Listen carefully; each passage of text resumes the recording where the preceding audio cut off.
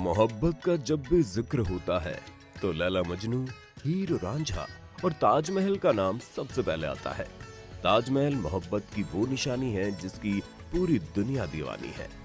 मुमताज की याद में शाहजहां की बनवाई ये इमारत दुनिया की 7 अजूबों में गिनी जाती है। हाथी दांत और सफेद संगमरमर का मकबरा दिखने में बड़ा खूबसूरत है, जिसमें पत्थर का काफी बेहतरीन काम किया गया है। आप में से बहुत से लोगों ने इसे आगरा जाकर देखा भी होगा, और हकीकत में ही नहीं, कम से कम फोटो या वीडियो में तो ताजमहल देखा ही होगा ना, और अगर नहीं तो अभी देख लिया होगा।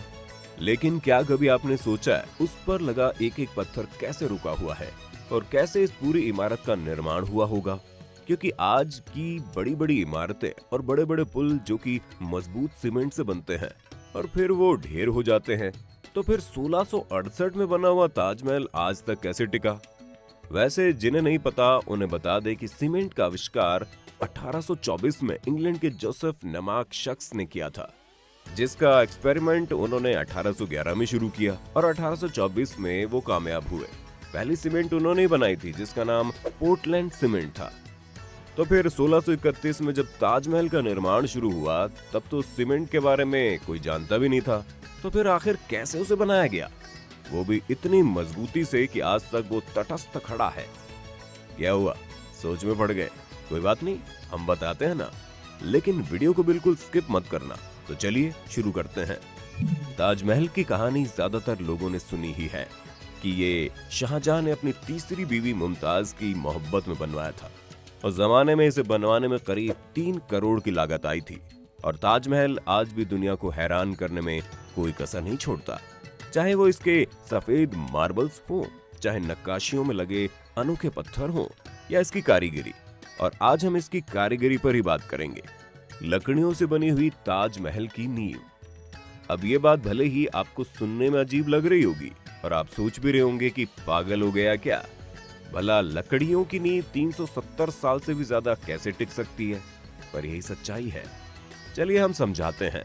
इस लकड़ी की नींव में सबसे बड़ा रोल यमुना का है। जी हाँ, जिस तरह से शाहजहां मुमताज के बिना अधूरे है, उसी तरह यमुना के बिना ताजमहल बेकार है। इसलिए नहीं कि यमुना नदी इसे खूबसूरत व्यू देती है, बल्कि इसलिए क्योंकि बिना यमुना के ताजमहल का कोई वजूद नहीं रहेगा और वो गिर जाएगा। जी हाँ, सही सुना आपने। असल में ये सारा खेल उसी लकड़ी का है। दरअसल वो लकड़ियां इबोनी यानी आबनूस के पेड़ की लकड़ियां हैं। आबनूस की लकड़ी एक तरह से पत्थर की तरह होती है, जो आम लकड़ियों की तरह पानी पे तैरते नहीं बल्कि डूब जाती हैं। इन लकड़ियों की खासियत ये होती है कि इनमें दीमक नहीं लगती, और सबसे जरूरी बात, अगर आबनूस की लकड़ियों में परमानेंट 30 या 30 से ज्यादा परसेंटेज नमी बनी रहे तो आबनूस की लकड़ी कभी खराब नहीं होगी। ताजमहल के केस में भी यही है। नींव में लगे होने के कारण इन लकड़ियों का यमुना के पानी से पर्याप्त मात्रा में नमी पहुंचती रहती है, और यही कारण है कि लकड़ियां पत्थर से भी मजबूती से जमी हुई है। और इसलिए ही ताजमहल अभी तक टिका हुआ है, क्योंकि उसके किनारे यमुना नदी है। लेकिन यमुना जिस तरह से सूख रही है, उसने आर्कियोलॉजिस्ट की चिंता बढ़ा दी है। उनका मानना है कि जिस दिन यमुना का पानी ज्यादा कम हो जाएगा, उस दिन लकड़ियों में नमी का स्तर 30% से कम हो जाएगा और ताजमहल गिर जाएगा। तो अब आप समझ ही गए होंगे कि नींव में जब पत्थर ही नहीं है तो फिर सीमेंट की जरूरत ही नहीं है। लेकिन अब सोचने वाली बात यह है कि नींव के ऊपर तो सारा पत्थर ही है, तो फिर उसका क्या? चलिए, जब नींव के बारे में हमने आपको बताया है तो उसके बारे में भी हम बताएंगे।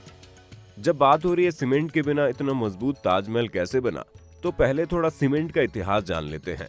सीमेंट को सबसे पहले बनाने का श्रेय इंग्लैंड के जोसेफ एस्पिन को दिया जाता है, जिन्होंने सबसे पहले 1824 में पोर्टलैंड सीमेंट के लिए एक पेटेंट लिया था। वो सन 1811 में सीमेंट बनाने के लिए एक्सपेरिमेंट में लग गए, और 13 साल की कड़ी मेहनत के बाद 1824 में उन्होंने दुनिया का सबसे पहला सीमेंट बना डाला, जिसका नाम था पोर्टलैंड सीमेंट। अब सीमेंट तो 1824 में आया था और ताजमहल का निर्माण 1631 में शुरू हुआ था, यानी करीब 193 साल पहले। तो फिर कैसे चिपकाए गए थे संगमरमर के पत्थर? आजकल तो मार्बल चिपकाने के लिए कई तरीके मौजूद हैं, जिनके जरिए संगमरमर के पत्थरों को चिपका दिया जाता है। हालांकि उस वक्त पत्थरों को चिपकाने के लिए या आधारशिला बनाने के लिए खास तरह का मटेरियल तैयार किया गया था, और ऐसा नहीं था कि ताजमहल में सिर्फ संगमरमर ही इस्तेमाल किया गया था। उसके कंस्ट्रक्शन में बहुत सारे सेमी प्रेशियस स्टोन जैसे अकीक, येमेनाइट, फिरोजा, लजवार, मूंगा, सुलेमानी, लहसनिया का इस्तेमाल हुआ था। इसके अलावा कुछ कुछ अल्ट्रा रेयर स्टोन्स भी ताजमहल में इस्तेमाल हुए थे, जैसे तिलाई, पाइजहर, अजूबा, खाटू, मैग्नेटिस। द Constructor.org के एक आर्टिकल के मुताबिक ताजमहल की नींव के लिए एक अलग सा घोल बनाया गया था, जिसका नाम सरूज बताया जाता है। ये सलाइन, चिकनी मिट्टी आदि से बनाया गया था। इसके अलावा इसमें गुड़, दालें, चीनी, राल, गोंद आदि भी मिलाए गए थे। इसके साथ ही ताजमहल का निर्माण हुआ और इसकी मदद से इतनी पकड़ हो गई कि आज कई सालों बाद भी ताजमहल भूकंप, तूफान, बारिश, धूप, गर्मी, सर्दी का मुकाबला कर रहा है। ये इतना मजबूत है कि भूकंप भी ताजमहल को गिरा नहीं सकता। दोस्तों, ये बात थोड़ी साइंटिफिक है लेकिन इंटरेस्टिंग भी, कि कोई भारी भूकंप भी ताजमहल को नहीं गिरा सकता। ताजमहल सिर्फ प्यार का प्रतीक और सफेद संगमरमर की एक खूबसूरत इमारत ही नहीं, बल्कि मुगल काल के सिविल इंजीनियरिंग का एक बेहतरीन नमूना भी है। अगर आपने ताजमहल को गौर से देखा होगा तो एक बात आपने नोटिस की होगी कि मेन बिल्डिंग के चारों तरफ बने हुए चारों मीनार आपस में परफेक्टली परपेंडिकुलर नहीं है, जिसका मतलब ये है कि वो स्ट्रेट नहीं खड़ी है, और ऐसा जानबूझकर किया गया था। उन मीनारों को थोड़ा सा झुका दिया गया ताकि अगर कोई भूकंप आता है तो वो चारों मीनार मेन बिल्डिंग से दूर गिर जाएं, और इस तरह भूकंप के सारे झटके मेन बिल्डिंग तक पहुंचने से पहले ही इन मीनारों में अब्जॉर्ब हो जाएंगे, और इस तरह से मेन इमारत पर भूकंप का कोई असर नहीं होगा और वो सुरक्षित बच जाएगी। और आखिर में एक बात ये भी जान लो कि शाहजहां ने किसी भी मजदूर के हाथ नहीं कटवाए थे। ये महज एक अफवाह है और कुछ नहीं। आपको ताजमहल के बारे में कुछ और इंटरेस्टिंग बात पता है तो हमें कमेंट करके बताइए, फिर चाहे वो सच हो या झूठ, हम देख लेंगे। अगर आज की वीडियो आपको पसंद आई हो तो इसे लाइक करने के साथ साथ अपने दोस्तों और